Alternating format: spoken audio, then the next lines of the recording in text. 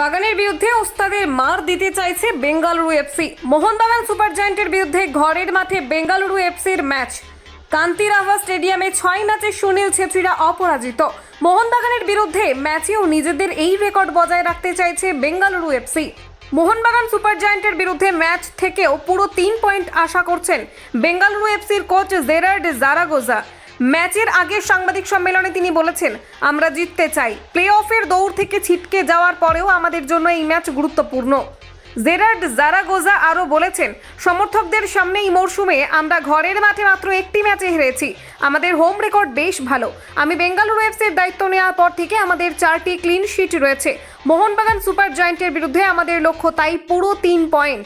কোচের মতো বেঙ্গালুরু এফসির ফুটবলারও বাগানের বিরুদ্ধে ম্যাচে নামার আগে আত্মবিশ্বাস বজায় রাখতে চাইছেন। রায়ান উইলিয়ামস সাংবাদিক সম্মেলনে বলেছেন, আমাদের কাছে একমাত্র লক্ষ্য জয়লাভ করা। সমর্থকদের জন্য আমরা সবটা দিতে চাই এই ম্যাচে। আশা করি পরের মরশুমে ক্লাবের সমর্থকদের মুখে হাসি ফোটাতে পারবো।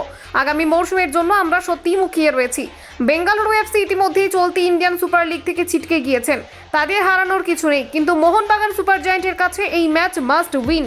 লিগ শিল্ড জয়ের দৌড়ে থাকতে হলে বেঙ্গালুরু এফসির বিরুদ্ধে জিততেই হবে মোহনবাগানকে। কলকাতা 24/7.in